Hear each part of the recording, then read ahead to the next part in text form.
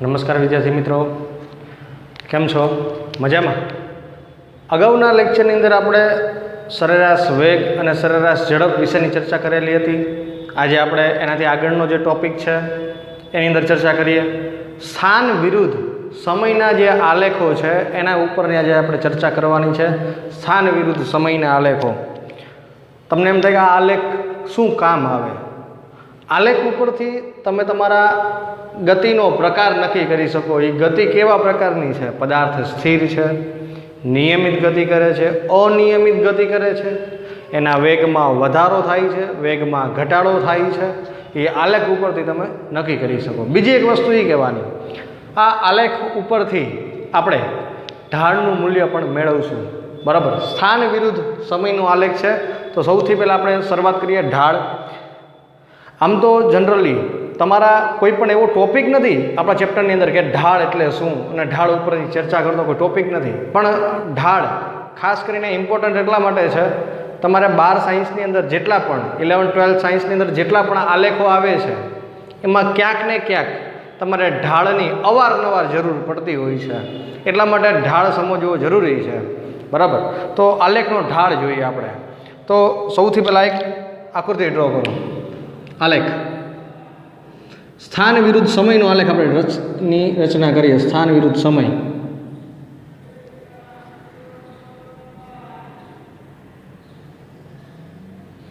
આલેખની રચના કરી. આલેખ આપણો સ્થાન વિરુદ્ધ સમયનો છે. અહીંયા 0, 10, 20, 30, 40, 50, 60 સ્થાન વિરુદ્ધ સમયનો આલેખ. સમય અને આ સાઈડ જે છે આપણે સ્થાન લઈએ. 10, 20, 30, 40, 50, 60.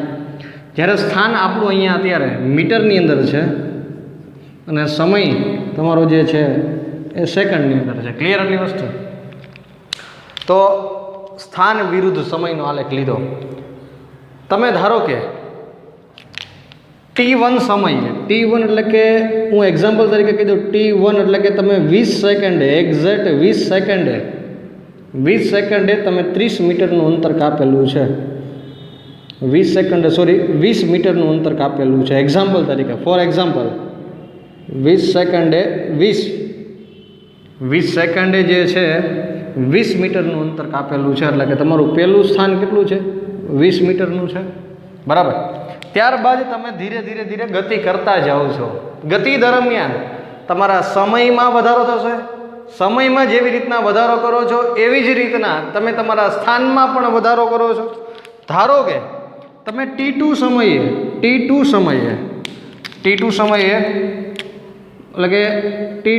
એટલે કે 40 સેકન્ડ દરમિયાન તમે તમારું સ્થાન, ભાઈ તમે 50 સેકન્ડે પહોંચો છો, તમે 50 મીટરનું અંતર કાપી નાખો છો. T2 સમયે એટલે કે 40 સેકન્ડ દરમિયાન તમે તમારું બીજું સ્થાન એટલે કે x2 બરાબર 50 મીટરનું અંતર તમે ઓલરેડી કાપો છો. તો તમે અલગ અલગ સમયે અલગ અલગ જગ્યાએ છો. ધારો કે T1 સમયે 20 મીટરનું અંતર કાપેલું છે, ત્યારબાદ T2 સમય એટલે કે 40 સેકન્ડ દરમિયાન તમે 50 મીટરનું અંતર કાપેલું છે. તો આના ઉપરથી આપણે નક્કી કરીએ. તો જોઈએ કે ભાઈ આ જે રચના જોવા મળી, આ રચના આ કાટખૂણાની હશે. કાટખૂણો બની ગયા. અહીંયા કાટકોણ ત્રિકોણની રચના થઈ ગઈ. ખાસ જોજો, આ કાટકોણ ત્રિકોણની રચના થઈ ગઈ. બરાબર? અહીંયા હું એક થીટાની રચના કરી નાખું. અહીંયા હું ધારો કે થીટા લઉં. થીટા એ જે ખૂણો રચાય છે ને, થીટા લઈ લઉં. તો તમારું આ બાજુનું જે માપ દર્શાવે એટલે કે બાદબાકી થશે. x2 - x1 એટલે કે ડેલ્ટા x દર્શાવતું હશે. જ્યારે ડેલ્ટા x એટલે કયો યામ છે તમારો? y યામ છે. જ્યારે T2 - T1 એટલે કે અહીંથી લઈ અને આટલું જે માપ છે એટલે કે T2 - T1 બરાબર ડેલ્ટા t. બરાબર? તો ડેલ્ટા t છે. ધારો કે તમે થીટા લીધો તો tan થીટા બરાબર તમે શું લખી શકો? ટેન થીટા બરાબર થીટા અહીંયા છે, આ 90નો ખૂણો છે. સાબાના છેદમાં પાબા એટલે કે સામેની બાજુના છેદમાં પાસેની બાજુ એટલે કે સામેની બાજુ કઈ છે ડેલ્ટા એક્સ છેદમાં પાસેની બાજુ કઈ થશે ડેલ્ટા ટી. તેથી ટેન થીટા બરાબર ડેલ્ટા એક્સ બરાબર તમે શું લખી શકો x2 માઇનસ x1 છેદમાં ડેલ્ટા ટીની જગ્યાએ શું લખી શકાય t2 માઇનસ t1 લખી શકાય. હવે તમે વિચારો આપણે તમને સરેરાશ વેગ જ્યારે સમજાવ્યું ત્યારે તમને કીધું હતું કે સરેરાશ વેગ એટલે delta X by delta T કરેલું કુલ સ્થાનાંતર છેદમાં તે માટે લીધેલો કુલ સમય. બરાબર, કરેલું કુલ સ્થાનાંતર છેદમાં તે માટે લીધેલો કુલ સમય. આ વસ્તુ આપણે અગાઉના લેક્ચરની અંદર તમને કીધેલી હતી. બરાબર ભાઈ, સરેરાશ વેગ છે, સરેરાશ વેગનું સૂત્ર યાદ કરો. સરેરાશ વેગ એટલે કે delta X by delta T. આ ફોર્મ્યુલા ઓલરેડી આપણી પાસે પહેલેથી હતું જ. બરાબર, તો સરેરાશ વેગ બરાબર delta X by delta T. પરંતુ તમે જોઈ શકો ટેન થીટા બરાબર એ આપણે શું મળી ગયું delta X by delta T મળી ગયું. એટલે તમે આવું લખી શકો કે કોઈ પણ આલેખ છે, આલેખનો આપણે શું લીધું છે ઢાળ. બરાબર, ઢાળનું મૂલ્ય આપણો કેનો આલેખ છે સ્થાન વિરુદ્ધ સમયનો આલેખ છે. ઢાળનું મૂલ્ય સ્થાન વિરુદ્ધ સમયના આલેખનું ઢાળનું મૂલ્ય સરેરાશ વેગનું મૂલ્ય આપે છે. આવું લખી શકાય. ફરી એકવાર, કેનો વિરુદ્ધ કેનો આલેખ છે સ્થાન વિરુદ્ધ સમયનો આલેખ. સ્થાન વિરુદ્ધ સમયનો આલેખ. સ્થાન વિરુદ્ધ સમયનો આલેખ. આલેખનો ઢાળ સ્થાન વિરુદ્ધ સમયના આલેખનો ઢાળ. સ્થાન વિરુદ્ધ સમયના આલેખનો ઢાળ સરેરાશ વેગનું મૂલ્ય આપે છે. કેનું મૂલ્ય આપે છે સરેરાશ વેગનું મૂલ્ય આપે. બરાબર, તો આના ઉપરથી તમે નક્કી કરી શકો delta X by delta T એટલે કે delta X by delta T. બીજી એક વસ્તુ શોર્ટકટમાં ખાસ એટલે ખાસ યાદ રાખજો, ઢાળ એટલે બીજું કાંઈ નહીં. કોઈ પણ પ્રકારનો આલેખ હોય, ઢાળ એટલે બીજું કાંઈ નહીં. ઢાળ એટલે કે વાય બાય એક્સ. આ એક શોર્ટ ટ્રીક જે છે એ ખાસ એટલે ખાસ મગજમાં યાદ રાખજો. ઢાળ હંમેશા વાય બાય એક્સ સ્વરૂપના જ ફોર્મમાં હોય. વાય એટલે કે વાય આમ એનું મૂલ્ય અને એક્સ એટલે કે એક્સ આમ એનું મૂલ્ય. ક્લિયર આટલી વસ્તુ આ ખાસ એટલે ખાસ મગજમાં નોંધજો. બરાબર, તો આપણી પાસે સ્થાન વિરુદ્ધ સમયનો આલેખ હતો. આવી જ રીતના તમે ઘણી વખત અલગ અલગ પ્રકારે આલેખ હોઈ શકે. તમે ધોરણ 10ની અંદર ઓહમના નિયમ આવતા હતા ત્યારે તમે પ્રવાહ વિરુદ્ધ સમયના આલેખ જોયા હશે. બરાબર, આર વિરુદ્ધ આઈ વિરુદ્ધ વીના આલેખ જોયા હશે. આઈ વિરુદ્ધ પ્રવાહ વિરુદ્ધ વિદ્યુત સ્થિતિમાનના આલેખ જોયા હશે. તો આ બધા આલેખના મૂલ્યો હતા. બરાબર, એ તમને કંઈક ને કંઈક આલેખ હતા એ કંઈક ને કંઈક તમને મૂલ્ય આપતા હતા. બરાબર, તો આપણો અહીંયા અત્યારે આનો આલેખ છે એ સ્થાન વિરુદ્ધ સમયનો આલેખ છે. એના ઉપરથી આપણે ઢાળનું મૂલ્ય મેળવું. ઢાળનું મૂલ્ય એ કોનું મૂલ્ય આપે છે સરેરાશ વેગનું મૂલ્ય આપે છે. બરાબર, પણ આલેખ કેનો છે ખાસ જોજો, સ્થાન વિરુદ્ધ સમય. બધાય આલેખ ઢાળના સરેરાશ વેગનું મૂલ્ય ન આપે. ખાલી સ્થાન વિરુદ્ધ સમયનો આલેખ જ ઢાળનું સ્થાન વિરુદ્ધ સમયના આલેખ જે છે એ સરેરાશ વેગનું મૂલ્ય આપે છે. ક્લિયર આટલી વસ્તુ આ ખાસ મગજમાં નોંધજો. અને શોર્ટ ફોર્મમાં ઢાળ એટલે યાદ રાખી શકાય Y by X. Clear. Next એના પછી આવી રીતના ઘણા બધા આલેખના પ્રકારો છે. તો આલેખના બધા પ્રકારો સમજાવતા જઈએ.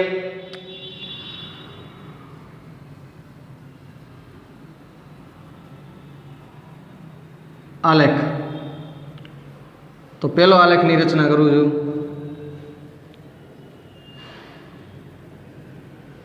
અહીંયા તમારું 0 માપ હશે. સ્થાન વિરુદ્ધ સમયના આલેખ છે એટલે કે સમય એટલે કે ટી અને સ્થાન એટલે કે એક્સ. બરાબર, તો સ્થાન વિરુદ્ધ સમયના આલેખ છે. સપોઝ કે ભાઈ તમે જે જગ્યાએથી ઊભા છો ત્યાંથી પદાર્થ સ્થિરનો સ્થિર છે. અહીંયા 10, 20, 30, 40, 50 સમય આપણે અત્યારે સેકન્ડમાં જ લઈએ છીએ. સમય સેકન્ડમાં છે જ્યારે સ્થાન મીટરમાં છે. 10, 20, 30, 40, 50, હવે તમે જોઈ શકો કે ભાઈ આલેખ તમારો એકદમ સ્ટ્રાઇટ છે, સીધો છે, બરાબર. તો સમયની સાપેક્ષે આલેખમાં કોઈ પણ પ્રકારનો કાંઈ ફેરફાર નથી થતો. જ્યારે 0 સેકન્ડ હતી ત્યારે પણ એનું અંતર 40નું હતું, 10 સેકન્ડ થઈ ત્યારે પણ 40 છે, 20 સેકન્ડે પણ 40 છે. તો એનો મતલબ એવો થયો કે પદાર્થ કેવો હોય છે? ઊભો હોય છે. તમે ઊભા હોય તો જ તમારા સ્થાનમાં ફેરફાર ન થાય, એટલે કે સ્થિર હશે. કેવો હશે? સ્થિર. તો તમે એવું લખી શકશો કે ભાઈ પદાર્થ સ્થિર છે, પદાર્થ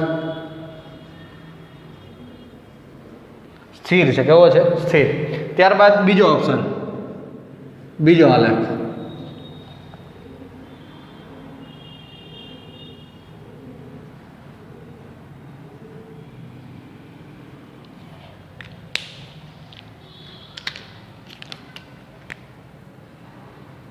એક, બે, ત્રણ, ચાર, સમય. એટલે કે હું શોર્ટ ફોર્મમાં હું લખી શકીશ કે ટી વિરુદ્ધ એક્સ. મારું અંતર 10 મીટર છે, 20 મીટર છે, 30 મીટર છે, 40 મીટર છે. આવું તમારું અંતર છે. હવે તમે જુઓ, 1 સેકન્ડમાં બંને અહીંયા ભેગા થાય છે. 20 મીટરનું અંતર હોય ત્યારે 2 સેકન્ડે ભેગા થાય છે. 30 મીટરનું અંતર આવે છે ત્યારે 3 સેકન્ડે ભેગા થાય છે. 40 મીટરનું અંતર આવે છે ત્યારે 4 સેકન્ડે બંને ભેગા થાય છે. તો તમે જોઈ શકો છો કે 1 સેકન્ડ હોય ત્યારે 10 મીટરનું અંતર કાપ્યું, 2 સેકન્ડ થઈ ત્યારે 20 મીટરનું, 3 સેકન્ડ થઈ ત્યારે 30 મીટરનું, 4 સેકન્ડ થઈ ત્યારે 40 મીટરનું અંતર કાપ્યું. અને પદાર્થ આવી રીતના ગતિ કરે છે તો એક સરખા સમયગાળામાં એક સરખું અંતર કાપે છે. તમે જોઈ શકો, ખાસ એક સરખા સમયગાળામાં એક સરખું અંતર કાપે છે, બરાબર. એક સરખા સમયગાળામાં એક સરખું અંતર કાપે છે. તેથી તમે એવું કહી શકો કે પદાર્થ નિયમિત ગતિ કરે છે. કેવી ગતિ કરે છે? પદાર્થની નિયમિત ગતિ. કેવી ગતિ?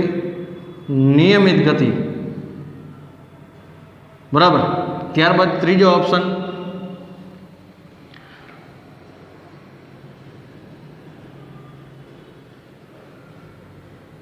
દસ, 20, 30, 40, 10, 20, 30, 40. એટલે કે ભાઈ ટાઈમ અને સ્થાન વિરુદ્ધનો આલેખ છે, બરાબર. નીચેની તરફ ગતિ છે, બરાબર. કેવી છે? નીચેની તરફ ગતિ છે. એટલે તમે એવું લખી શકશો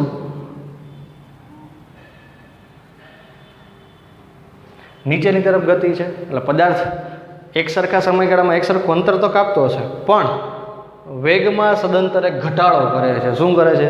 પહેલાં જે છે આમાં વેગમાં શું થતો હતો? વધારો. એટલે તમે આવું પણ લખી શકો અહીંયા, પદાર્થની નિયમિત ગતિ અથવા અચળ વેગી ગતિ, અચળ વેગી ગતિ એવું પણ લખી શકો.